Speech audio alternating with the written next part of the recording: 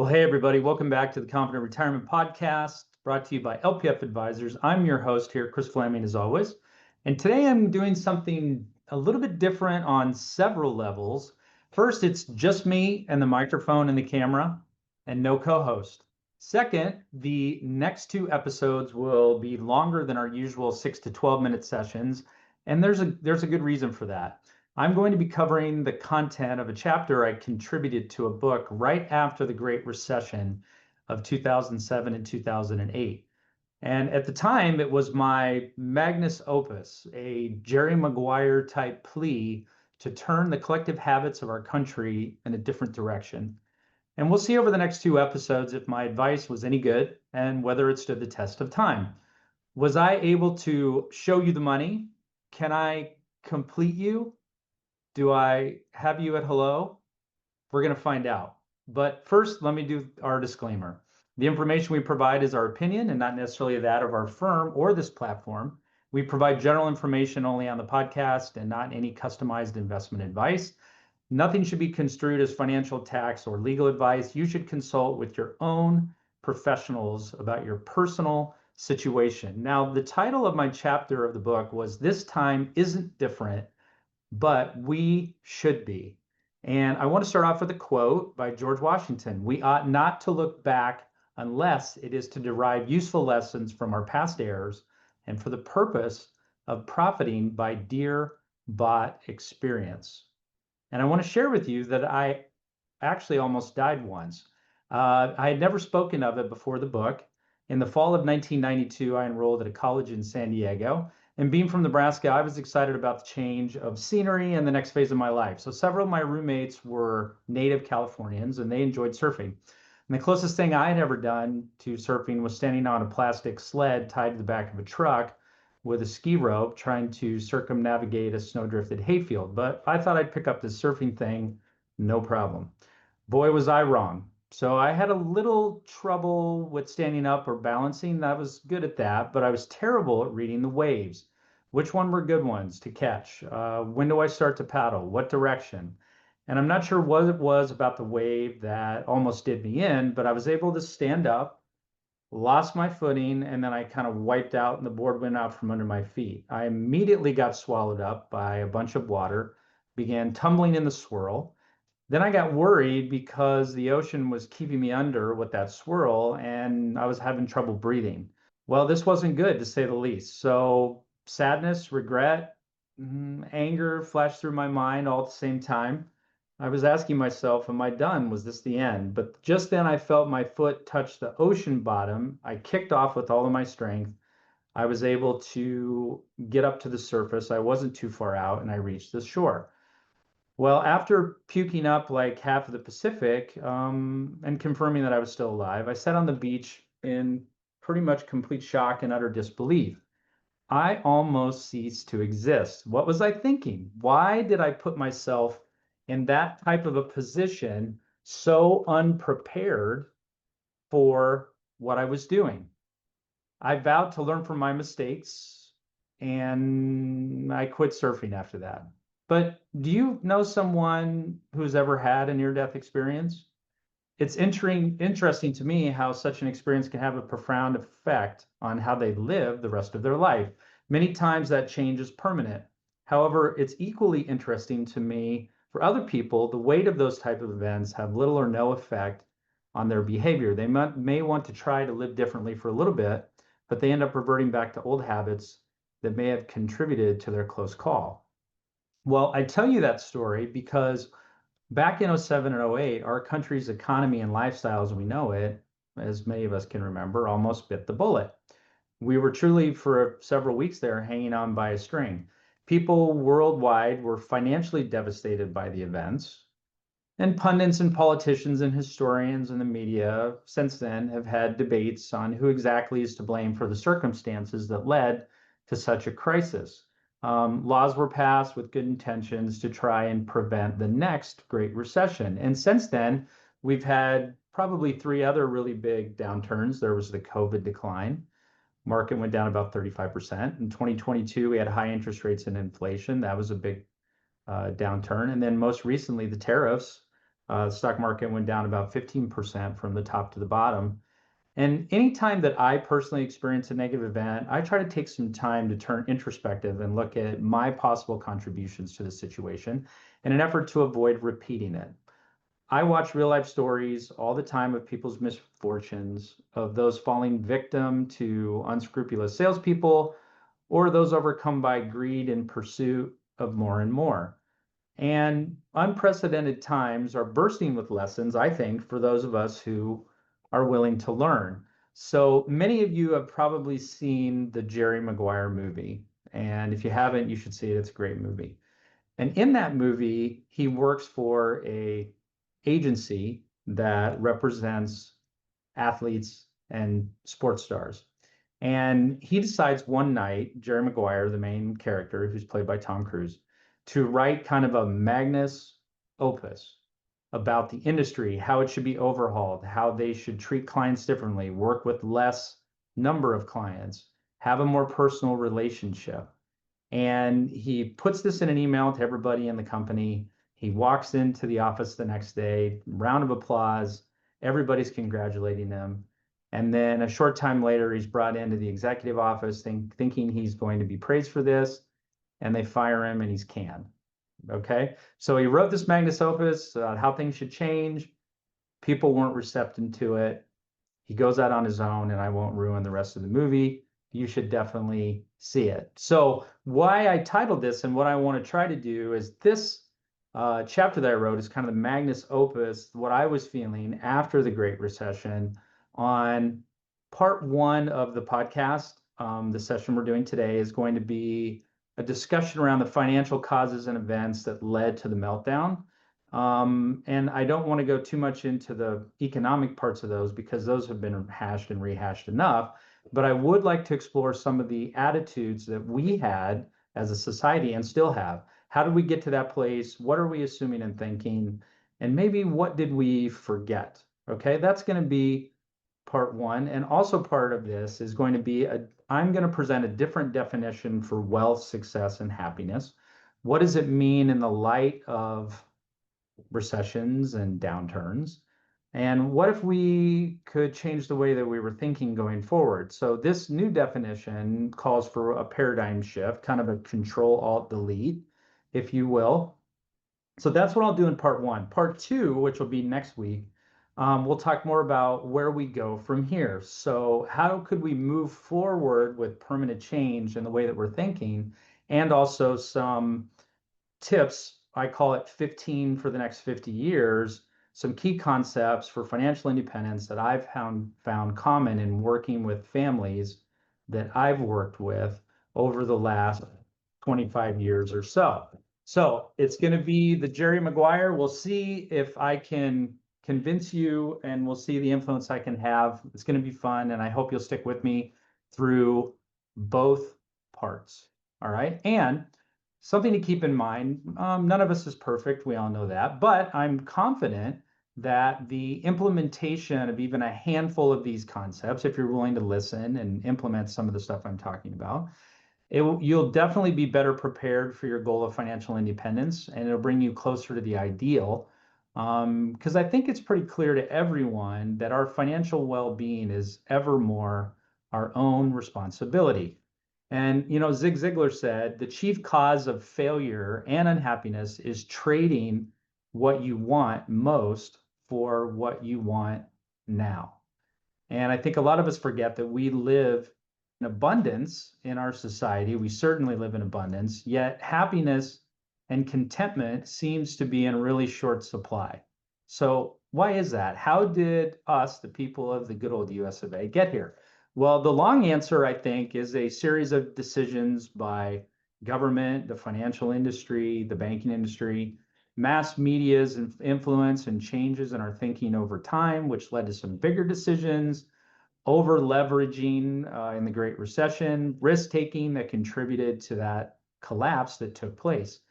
The short answer, though, really is how I see it, is our society thinks we deserve the best or better of everything at any cost. And let's start by looking at some assumptions and shortcomings that I think were the root of the problems back in the Great Recession, and probably still are today.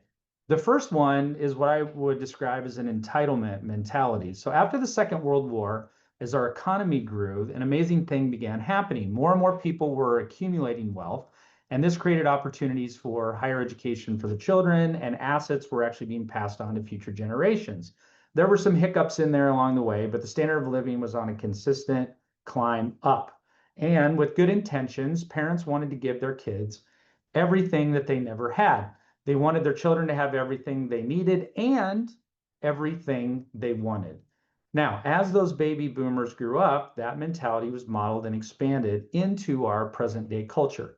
So, have to have became more important than just having. Kids receive new luxury cars for their 16th birthday. Hiring couples are purchasing their second home before funding their child's college education. Retirees drain their retirement savings for the motor home of their dreams because they just want to live in today.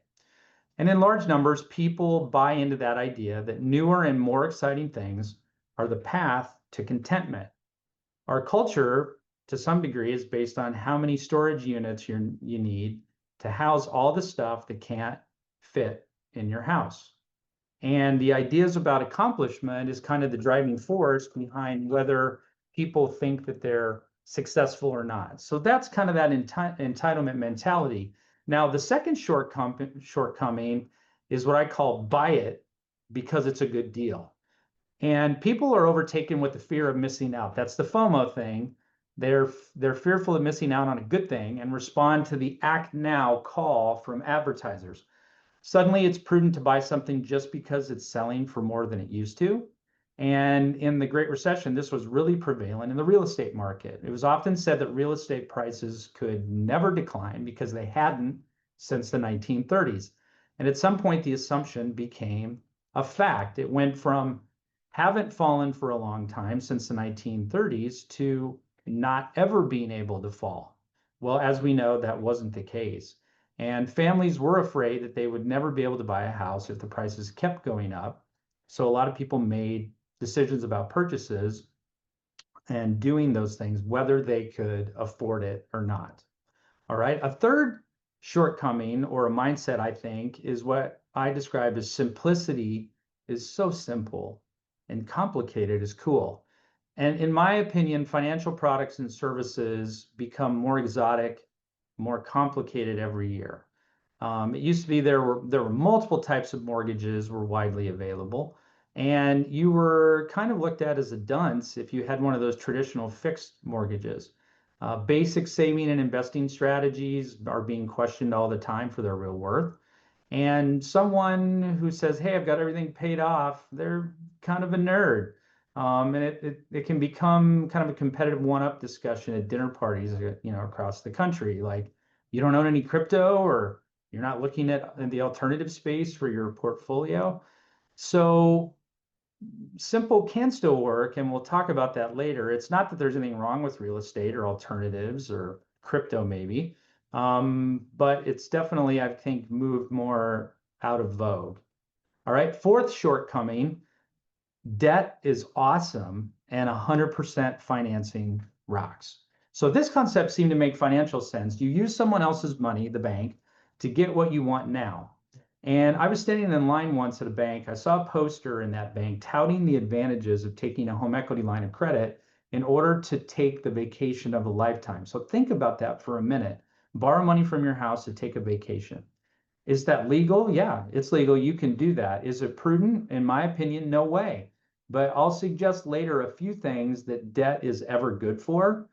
But complete 100% financing is the gasoline that pours onto the rising flames of that entitlement mentality. So if someone puts 20 or 30% down on a house, why'd you do that? Or you paid cash for a used car, why didn't you finance it? I think there's maybe a problem with that. Okay, number 5, needs are wants and vice versa.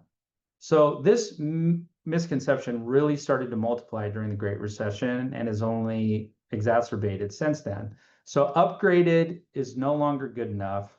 That should be standard. Luxury was the demand of the savvy consumer. With easily accessible credit, the desire that were once only available to the wealthy were possible for almost anyone. And our country's financial structure is largely based on wanting what we don't need. Satisfaction is hardly possible with the increasing desire for more. It's hard to be content if you're constantly in want. All right, our final assumption or kind of shortcoming that I wanted to cover was financial fluency. Well, most of us only speak English, and it's really hard to be financially fluent. So the fiscal literacy of everyday consumers is what I would call suspect at best. There are a few mandatory financial education classes in junior or senior higher college, and many young people get their first lessons in money when they sign up for a credit card in exchange for a t-shirt. Parents are stressed about their own financial decisions, so they don't want to say the wrong thing. And you basically need a college degree in legal forms and agreements to comprehend the documents that you have to sign to buy a house or do a FAFSA form for student financial aid. And unfortunately, people end up making decisions and making choices of major consequence based on the advice of someone trying to sell them something without knowing all the pieces of the puzzle. Now, the point of these kind of shortcomings or assumptions that we have, these mindsets, is I feel like our definition of wealth, success, and happiness is significantly distorted. And it contributed in some part to the severity of the Great Recession. I'm not saying it's anyone's fault, but it contributes to it, largely those economic problems, but also the mindset of the country. And I want to explore a different meaning for wealth, not necessarily a new one, but one that has certainly been out of vogue. So I want to start that with an equation. Does wealth equal income plus toys? So here's two scenarios. Tom is a cardiovascular surgeon. Listen very closely. He pays taxes on $750,000 per year. He drives a leased 2010 Mercedes. He has a 15,000 square foot home overlooking the ocean. He owns a spacious condo in Bali and has put his two daughters through private colleges. He has $100,000 in cash in the bank, no retirement savings, and is over $2 million in debt with his house and medical practice. Now, Regina is in pharmaceutical sales. She pays taxes on $150,000 a year. She drives a 2015 Honda Accord that's paid off. She lives in a 3,500 square foot home in a quiet gated community. She enjoys being outdoors with her family and annually splurging on a nice vacation. She's been saving 15% of her income since she started her career 20 years ago and has 1 year's worth of household expenses tucked away in a money market instrument. She has no debt except for her mortgage that is due to be paid off in 7 years, which is going to be done early. So the question is, who's wealthier? Well, if you look solely at income and appearances, the answer would be Tom. It's certainly easy to envy his position and lifestyle, but I want you to consider this. Wealth is not the same as income. Wealth is what you accumulate, not what you spend. That's from The Millionaire Next Door. So Tom's only option in his situation is a drastic change in thinking and lifestyle, or to make more money to keep up with his lifestyle. Conversely, Regina has positioned herself for weathering financial uncertainties and eventually making work optional. Listen to this. Money is significant only to the extent that it allows people to enjoy what's important to them. Authors unknown on that. Well, after 2007, 2008, and after COVID, the nation, I think, had undergone a serious evaluation of how we define wealth and happiness. Rather than keeping up with the Joneses, for a while, people were starting to stay home more and the savings rate increased. Family insecurity for a while trumped consumerism and taking out home equity lines. But how long did that really last? Well, let's use those above quotes to put forth a concise definition of wealth. Okay? Listen closely. Wealth is what one accumulates that allows them to independently enjoy what's important to them in life. Wealth is the true absence of money-related worries and contributes to a fulfilling, happy life. Now, as you listen to that quote, you'll notice there are no numbers or no dollar signs that were used in coming up with that definition. So those are different and vary for each person based on their financial circumstances. The key words and phrases in that definition for wealth were accumulate, independent, absence of worries, and fulfilling. Contrast those with words like spending, borrowing, indebted, worrisome, and stressed. You get the gist. Now, videos, music, movies, celebrities, social media, they all do a really good job of convincing us that there are a lot of things that are missing from our lives. We should want and need those things. We need them. And I assert that rejecting this fallacy and choosing contentment is a better alternative. So what is it that you want and need? Have we lost sight of that difference? If we think the two are one and the same, does that keep us from the things that we really want? I submit that it does. The medieval writer Maimonides, I think I said that right, said that all human ills come from wanting what we don't need.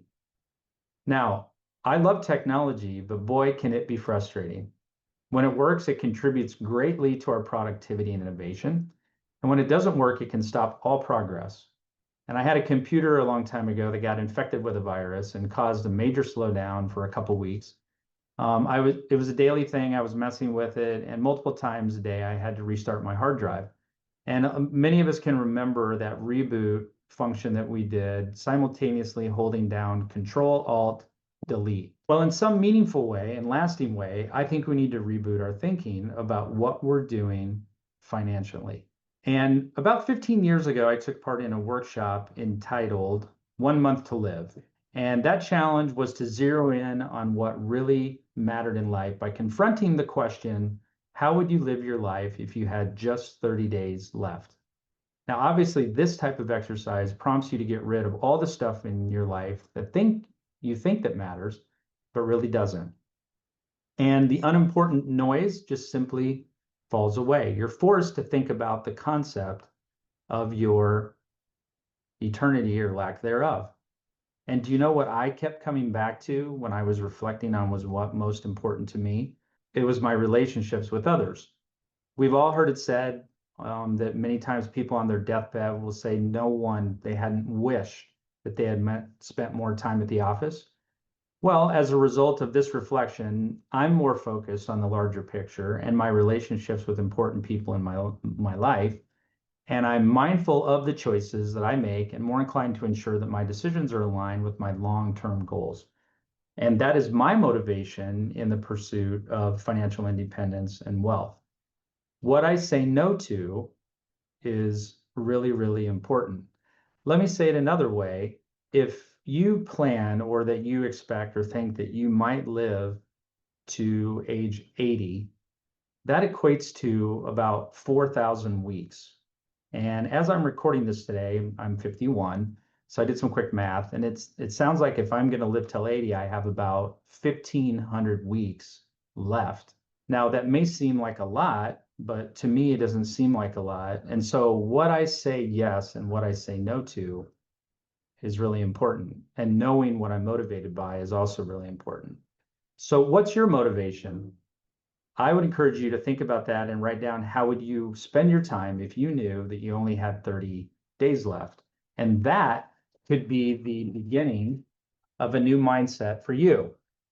Wealth, as it relates to happiness, is purely a means to an end. Money should not be the ultimate goal, but rather a way for you to achieve that goal. You know, it's eye-popping when people are polled about their finances and plans for reaching financial independence. I think it's going to take a renewed focus on patience, frugality, and discipline to reach our goals.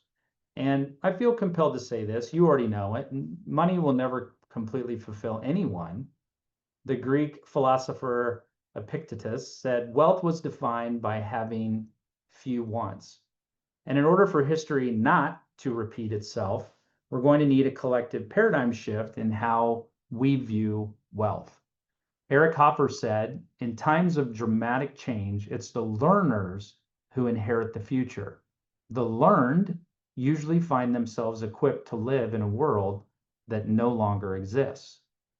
And I've heard it said many times, I hear this from clients from time to time, well, this time's different, Kris. And I think we need to address this mentality before we move on. The recent financial crises was most certainly unique because every crisis is, and how it starts and the details of what caused it, how it unfolded, and how it affects people, those things are always different. But the fact that ups and downs happen, that crises happen, that market downturns happen, that is not different and that is not unique. But the 24-hour news coverage depicting the grimmest details of how things are going would make many of us wonder if this is now the crisis that's going to end it all. And I've heard it said the world is only going to end once. And so far, nothing that's taken place has been the one that would end the world. So why are we necessarily worrying about the crisis of today? And nothing so far in history has been different enough to end our way of life. So let me mention some past events that took place, crises, and see if you can remember them. Y2K, Enron, avian or bird flu, WorldCom, Black Monday, mad cow disease, MMM Ponzi. Okay, now I'm not diminishing the magnitude of any of these events or the people that were directly affected by them. But did you say to yourself, oh yeah, I remember that? And many of you may not have heard that MMM Ponzi concept before, but before Bernie Madoff, it was considered one of the largest Ponzi schemes in history, and that took place in Russia. But I bet many of you, when I mentioned those things, you had completely forgotten about those crises until I spoke them out loud. And in the heat of these examples, many of us had the fleeting thought that our financial or physical security was threatened. Today, possibly you hadn't given those ones that I mentioned a second thought until I read the words. They were unique, yes, but were they different that the fact that crises take place? Well, the answer is no. Financial disasters will certainly come again, and I encourage you to accept this because there's nothing any of us can do about that fact. But there is something that can be different going forward and can be different this time. We can be different. You can be different. I can be different. And as our economy chugs on and transitions into recoveries from those things, we can chart a new course by making different decisions and focusing on what can be controlled. Now, with that in mind, I put together a list called 15 for the next 50. These are 15 tips and principles in the quest for financial independence that I've unscientifically determined could be helpful for at least the next 50 years. Why did I pick 50 years? If you take into account the timing of the events that led up to the Great Depression, we're averaging a big whopper about once every 50 years. Now, some of these concepts may be new to you, but I didn't come up with them myself. I did extrapolate on a few of the concepts. These suggestions or concepts many of us abandon in the quest for material gain. And I want you to keep this in mind when we go through these next time, is that the implementation of good ideas is far greater than the creation of those ideas. So this will end our first part of if Jerry Maguire was a wealth advisor. I want you to encourage you to tune in for our next episode where I'll go through part 2. I'll be covering that 15 for the next 50, which are specific suggestions on mindset and things you can do to ensure that you're controlling what you control in the pursuit of your definition of wealth. So we're going to try to answer that question. Can I complete you? You'll have to tune in next time to get those tips to find out. And I appreciate everyone tuning in for this episode, Confident Retirement Podcast. I'm Kris Flammang. We appreciate you listening, and we'll see you next time. If you want to get a hold of us or learn more, you can check us out on our website. That's lpfadvisors.com, or you can email us using info@lpfadvisors.com. If you like the episode, share it with somebody. And if you feel so led, you can also subscribe. Okay. I look forward to seeing you next time in the conclusion, part 2 of If Jerry Maguire Was a Wealth Advisor. Take care, be well. Thanks for listening to the Confident Retirement Podcast with LPF Advisors.